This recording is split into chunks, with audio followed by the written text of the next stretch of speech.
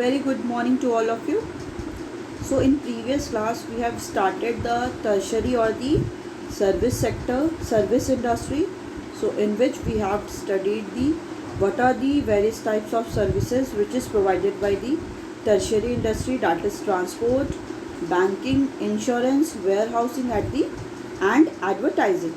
And next topic we have started, that is what is the commerce and what are the different functions of the commerce, role of commerce, because commerce is considered as the backbone of the industries. So in which we have discussed the first one is it helps in removing the hindrance of the person. Second is helps in removing the hindrance of place. Third we have discussed, that is helps in removing the hindrance of time. Fourth helps in removing the hindrance of exchange. And in today's class we are going to start the fifth one, that is help in removing the hindrance of risk. Okay, so let's start. That is there are different types of businessman. There are different types of the businessman has to face. Okay, so insurance branch of commerce help in removing the hindrance of risk by providing protection and the compensation to the insured. Insurance company agree to undertake to make good the loss suffered by the businessman. The common type of risk covered by an insurance company are damage of goods during transit, means transmission, storage by fire, flood, rain, etc. ठीक है. Next function है commerce का, एक ये भी segment है, that is insurance. So it helps in removing the hindrance of risk. जो भी रिस्क होता है उसका एक जो हिंड्रेंस है उसको रिमूव करता है कौन? Insurance facility. Okay, so there are different types of risk which a businessman has to face. ठीक है, जो बहुत सारे टाइप के रिस्क होते हैं जो कोई भी बिजनेस मैन क्या करता है उसको फेस करता है. The insurance branch of commerce help in removing the hindrance of risk.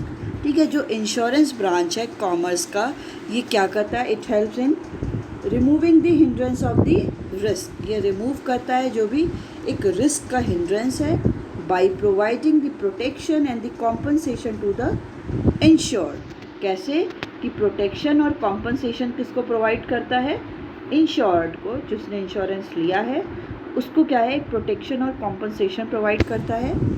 Insurance companies agree to undertake to make good the loss suffered by the business man. Okay, insurance company क्या होती हैं? वो agree हो जाती हैं कि undertake make good the loss suffered by the business man, कि उनको एक इंश्योरेंस फैसिलिटी प्रोवाइड करने के लिए, क्योंकि जो भी बिजनेसमैन लॉस सफ़र कर रहे हैं in their goods.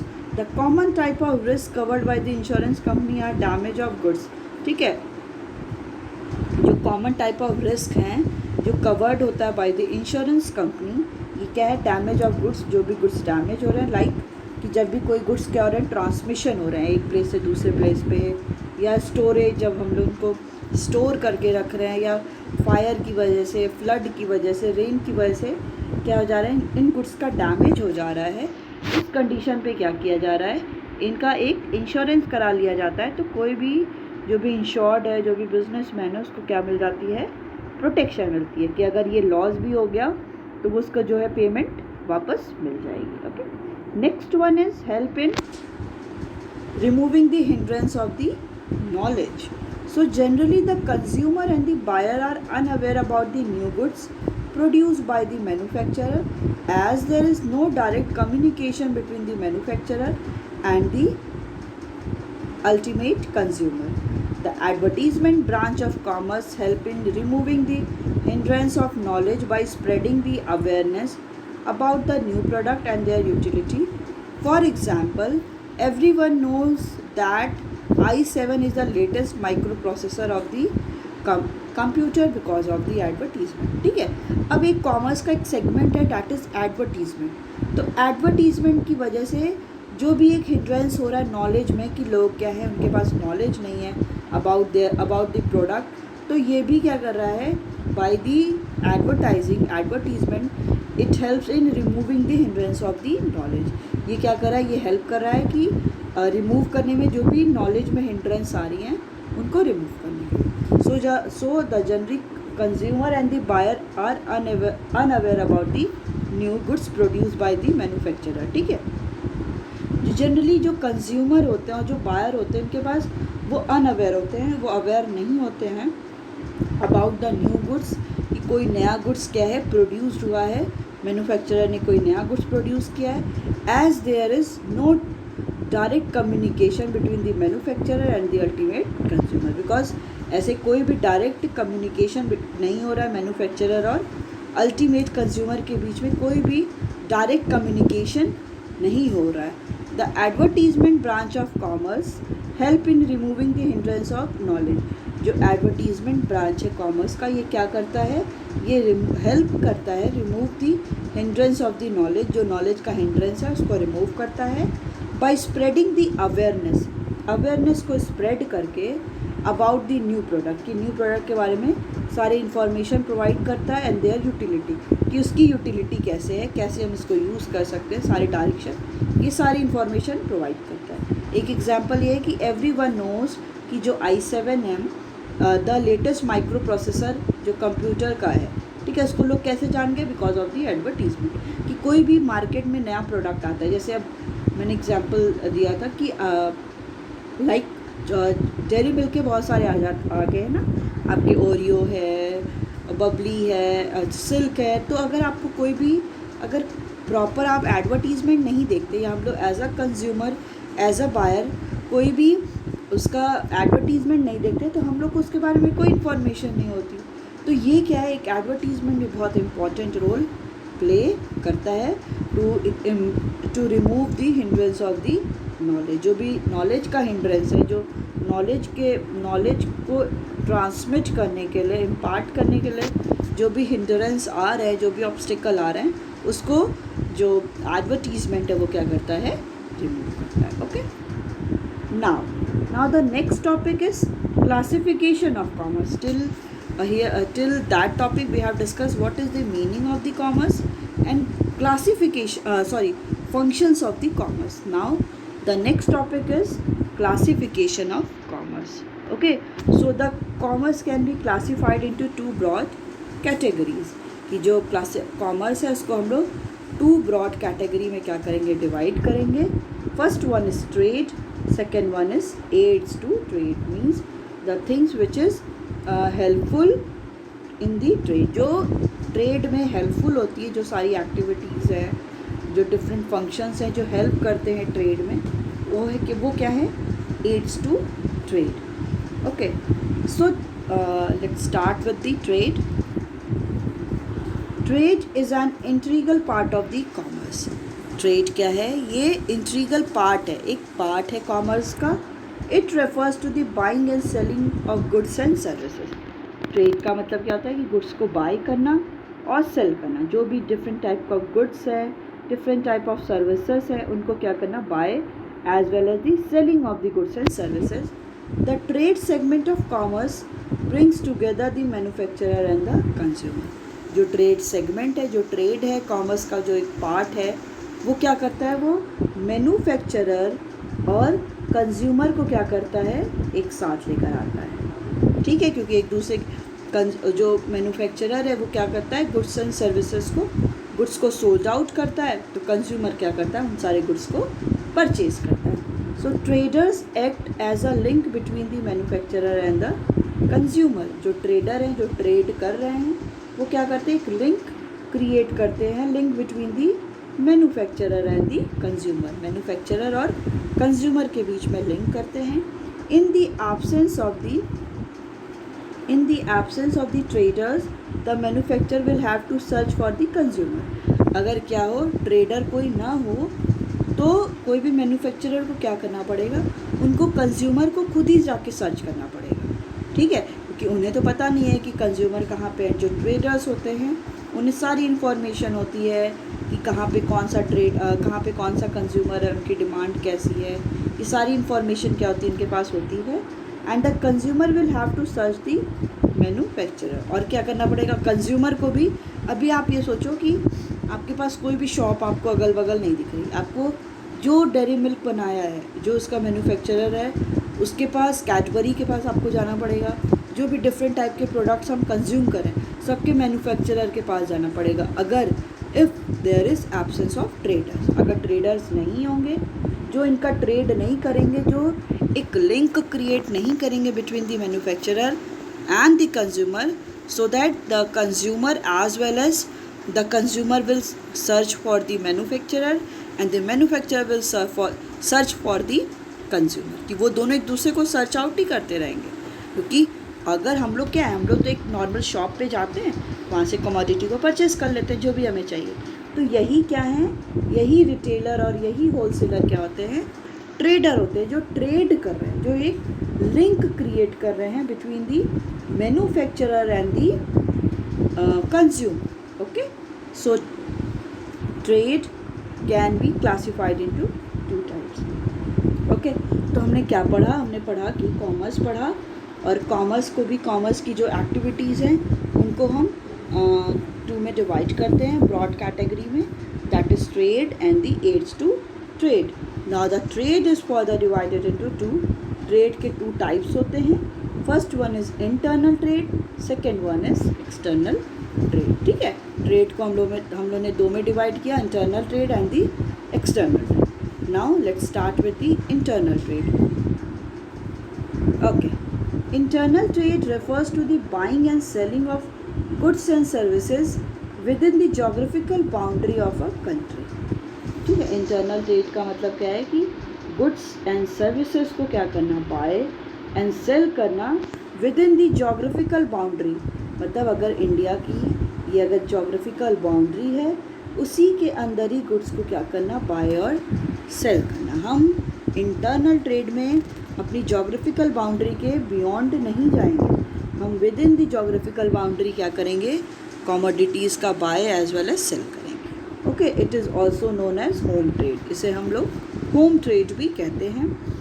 Under internal trade में goods and services are bought and sold in the home currency only.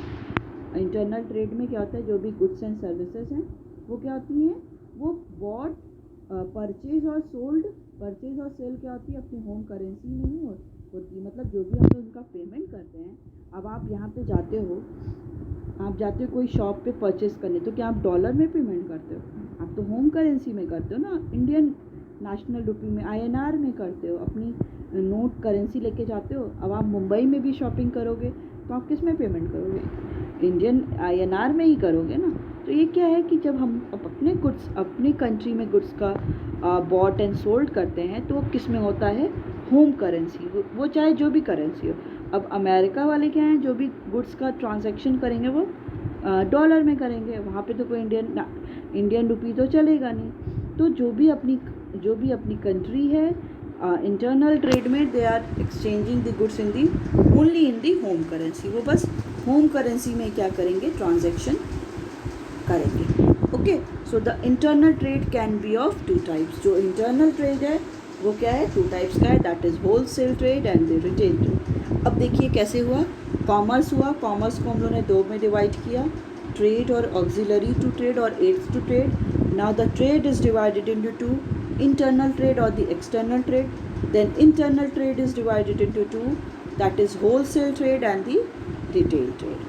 Now wholesale trade, it refers to the buying and selling of the goods and services in large quantity. इसका मतलब क्या होता है कि जो wholesale trade होता है, goods को बाय और सेल करना लार्ज क्वांटिटी में, मतलब लार्ज अमाउंट में ये लोग क्या करते हैं, गुड्स को बाय और सोल्ड करते हैं। The wholesaler buy goods directly from the manufacturer. जो होलसेलर होते हैं वो गुड्स को बाय किससे करते हैं, मैन्युफैक्चरर, जो भी कमोडिटी को प्रोड्यूस कर रहा है उनसे क्या करते हैं, गुड्स को बाय करते हैं and sell these goods to the retailer. अब होलसेलर क्या करेंगे, इन सारे गुड्स को रिटेलर को सोल्ड आउट कर देंगे। Generally a wholesaler is specialized in one line of product. जो होलसेलर होते हैं वो एक ही प्रोडक्ट में स्पेशलिस्ट होते हैं। अगर वो ड्रेस मटेरियल का कर रहे हैं तो वो उसमें ही स्पेशलिस्ट हैं, कोई स्टेशनरी का कर रहा है तो वो स्टेशनरी में ही है, मतलब वो एक ही में वन लाइन ऑफ प्रोडक्ट में स्पेशलाइज्ड होते हैं generally. So he maintain a large stock, वो लोग क्या करते हैं अपना बहुत लार्ज अमाउंट में स्टॉक बना लेते हैं। He buys goods for the cash from the manufacturer, वो क्या करते हैं गुड्स को बाय करते हैं कैश में बाय करते हैं फ्रॉम दी मैन्युफैक्चरर से वो बाय करते हैं, and sells on the credit to the retailer, और क्रेडिट पे क्या है रिटेलर को सोल्ड आउट कर देते हैं, मतलब वो पेमेंट तुरंत न करके बाद में पेमेंट करने के लिए वो एश्योर करते हैं। A large amount of capital is required in the wholesale trade, ठीक है, अगर होलसेल ट्रेड करना है तो उसमें क्या है लार्ज अमाउंट रिक्वायरमेंट है, क्योंकि जो मैन्युफैक्चरर को होता है वो तुरंत ही कैश में पेमेंट करना होता है, ओके, बट वो रिटेलर को क्या करते हैं वो क्रेडिट पे अभी सोल्ड आउट कर देते हैं, बाद में वो लोग उनसे अपने उन दोनों के बीच का होता है, फिर वो लोग उसका पेमेंट ले लेते हैं, okay. So next one is retail trade, कि रिटेल ट्रेड क्या होता है। So it refers to the buying and selling of goods and services in small quantities. जो रिटेल ट्रेड होता है वो क्या करते हैं गुड्स को बाय और सेल करते हैं स्मॉल क्वांटिटी में करते हैं, ठीक है, जैसे होलसेलर की वो क्या करते हैं बल्क अमाउंट में लार्ज अमाउंट में गुड्स का क्या करते हैं ट्रांजैक्शन करते हैं, बट जो रिटेल ट्रेड में ये लोग क्या हैं कि गुड्स को बाय और sell in the small quantity में करते हैं। The retailer buy goods from the wholesaler and sells these goods to the ultimate consumer. जो रिटेलर होते हैं वो गुड्स को बाय करते हैं फ्रॉम दी होलसेलर, वो होलसेलर से बाय करते हैं और वही उन सारे गुड्स को किसको सोल्ड आउट कर देते हैं कंज्यूमर। क्योंकि जो हम लोग एक नॉर्मल जो भी शॉप पे जाते हैं कमोडिटी को परचेज करने के लिए वो सारे क्या होते हैं रिटेलर होते हैं। देखिए कैसे चेन है, पहले मैन्युफैक्चरर कमोडिटी को प्रोड्यूस करेगा, वो किसको सोल्ड आउट करेगा मैन्युफैक्चरर सोल्ड आउट करेगा होलसेलर को, होलसेलर सोल्ड आउट करेगा रिटेलर को, and then retailer will sold out to the ultimate consumer. अब होलसेलर क्या है, होलसेलर क्या करेंगे गुड्स को सेम चीज़ है वो मैन्युफैक्चरर से परचेज करेंगे और रिटेलर को सोल्ड आउट करेंगे। फिर वही रिटेलर क्या करेगा रिटेलर गुड्स को परचेज करेगा from the wholesaler and then sold it to the ultimate consumer, फिर वो अल्टीमेट कंज्यूमर को सोल्ड आउट कर देगा, ओके। सो यही क्या है चेन है। So retailer has maintain a variety of goods, जो रिटेलर हैं वो क्या करते हैं वैरायटी ऑफ गुड्स को मेंटेन किए रहते हैं। Next one is external trade, we have discussed internal trade. Internal trade is of two types, that is wholesale and the retail trade. Now the next one is external trade. So it refers to the buying and selling of the goods and services beyond the geographical limit of the country. इसमें क्या करते हैं goods को purchase और cell करते हैं but beyond the geographical limit, जो हमारी लिमिट है हमारी कंट्री के विद इन हम नहीं करते हैं, हम आउटसाइड करते हैं, अपनी कंट्री के आउटसाइड करते हैं।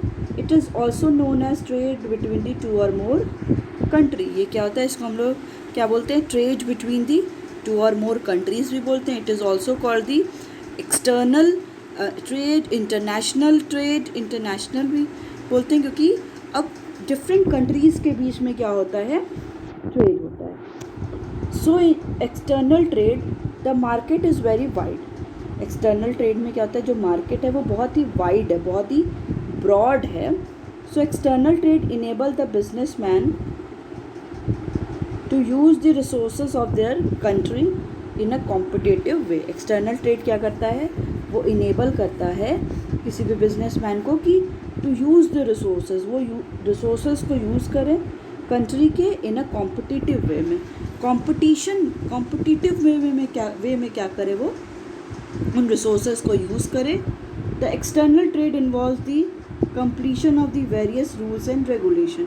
एक्सटर्नल ट्रेड में क्या होता है कि बहुत सारे रूल्स एंड रेगुलेशन होते हैं, बिकॉज अब हम लोग क्या करें डायरेक्टली कांटेक्ट किसके साथ करें अदर कंट्री के साथ करें, तो उसमें क्या है बहुत सारे रूल्स एंड रेगुलेशंस होते हैं which we have to follow, which we any business man have to follow, like the licensing कि उन्हें लाइसेंस लेना पड़ता है, as well as custom clearance. Custom clearance means कि कस्टम जो भी ऑफिसर्स होते हैं उनसे सारी क्लियरेंस कराना होता है। External trade is of following type. External trade है अब क्या है 3 टाइप का है। अब देखिए कैसे चेन है। कॉमर्स को दो में डिवाइड किया, that is trade and auxiliary to trade. अब ट्रेड को दो में डिवाइड किया, क्या हो गया, इंटरनल एक्सटर्नल। अब इंटरनल को डिवाइड किया दो में, होलसेल रिटेल। अब एक्सटर्नल क्या है, इसको भी थ्री में डिवाइड करेंगे, that is import, export and then interport. यही है, देखिए कैसे आपका चेन है, सबके ब्रांचेस हैं, कॉमर्स के two, trade and auxiliary to trade. Trade के टू टाइप, इंटरनल और एक्सटर्नल। अब देन इंटरनल ट्रेड के भी two type, wholesale trade and the retail trade.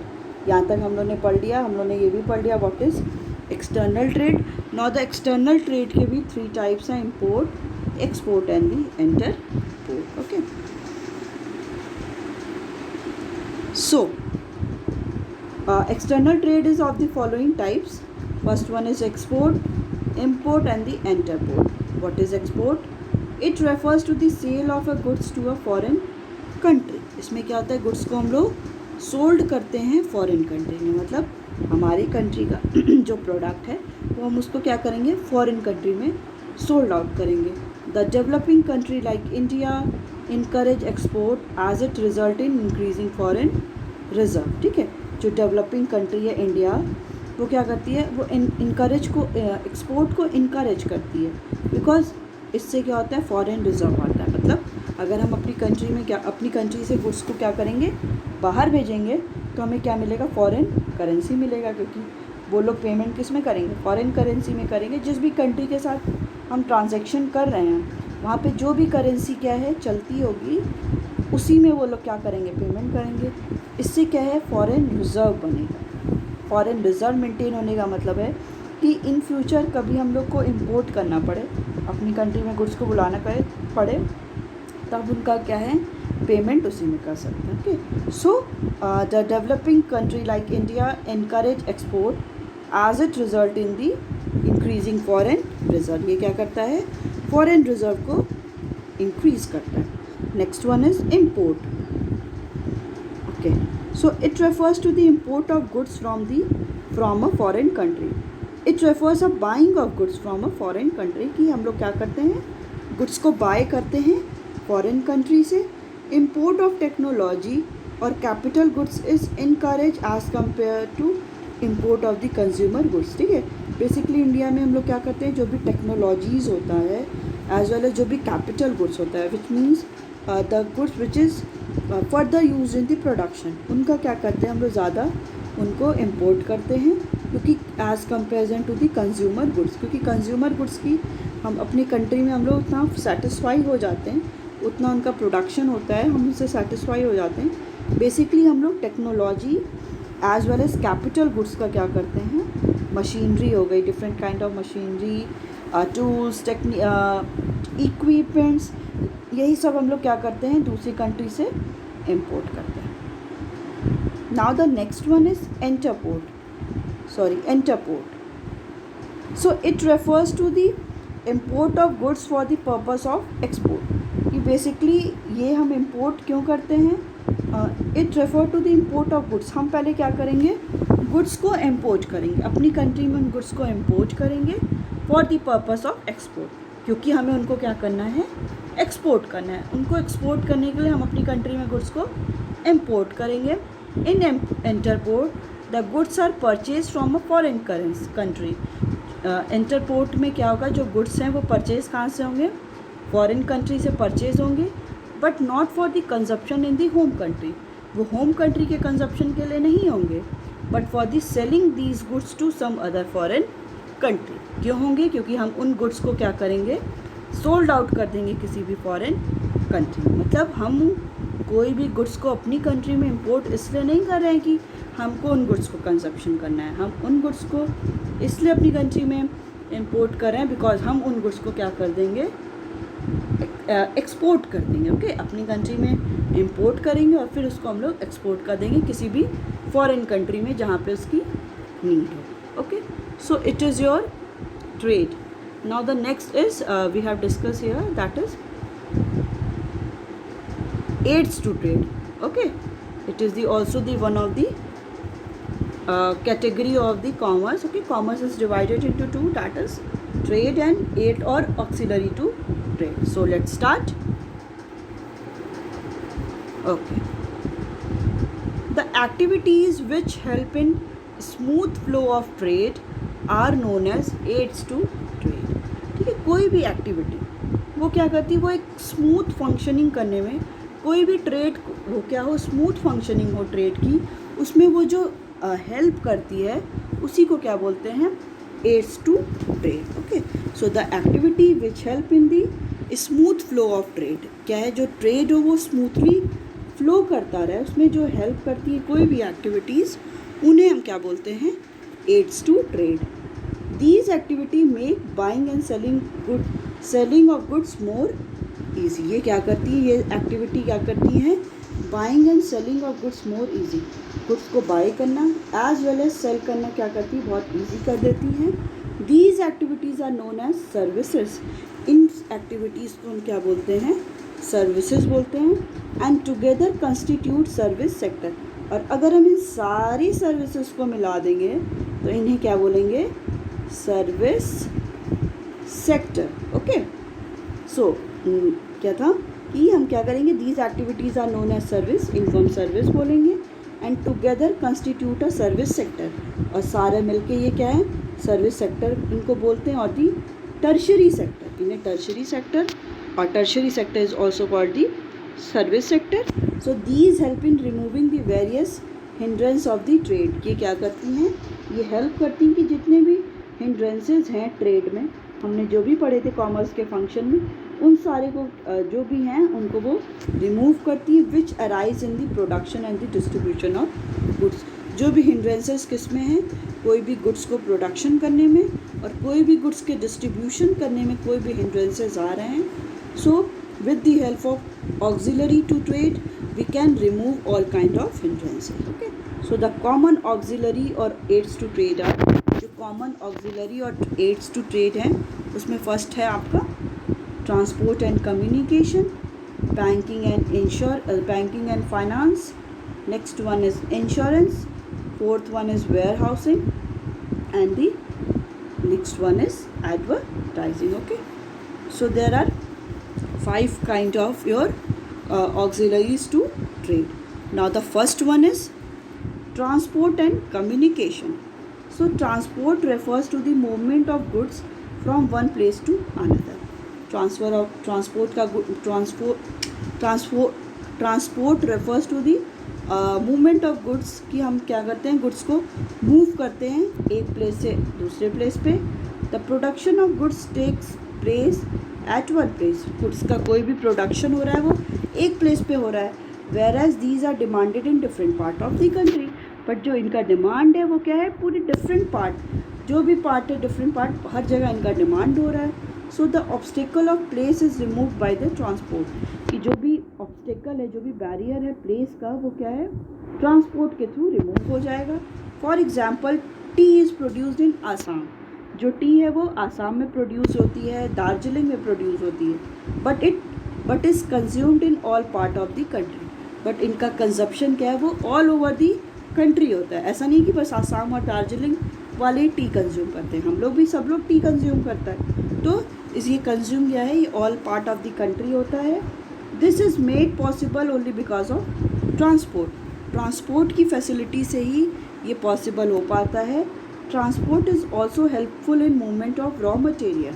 जो ट्रांसपोर्ट है वो क्या है, इट इज़ ऑल्सो यूज़फुल. ये यूज़फुल है कि जो भी रॉ मटेरियल्स होते हैं, इनपुट्स होते हैं, उनका भी मूवमेंट हो जाता है. Other resources to the industries and the factories. की अदर रिसोर्सेज भी क्या है, फैक्ट्रीज और इंडस्ट्रीज में मूव हो जाते हैं. Labour is also move from one place to another with the help of transport. Transport facilities के थ्रू, लाइक हम लोग क्या है, थ्रू एयरवेज या रेलवे के थ्रू जो लेबर है वो भी क्या है, वन प्लेस से अनदर प्लेस पे मूव हो जाते हैं. Along with the transport communication is also important service. ठीक है, ट्रांसपोर्ट के साथ जो कम्युनिकेशन है वो भी क्या है, बहुत इम्पॉर्टेंट एक सर्विस है। Communication helps in exchange of information. Communication क्या करता है, इट हेल्प्स इन इंफॉर्मेशन को एक्सचेंज करता है between the producers, consumer and the traders. जो कम्युनिकेशन है वो क्या करता है, हेल्प करता है कि जितनी भी इंफॉर्मेशन है इनको एक्सचेंज करने में। The common communication service are the postal service. जो कॉमन सर्विस है वो क्या है, postal service, telephone service, fax, internet etcetera. These all are the some communication service. Okay, so it's all about your today's class. We will continue this aids or the auxiliaries to trade in the next class.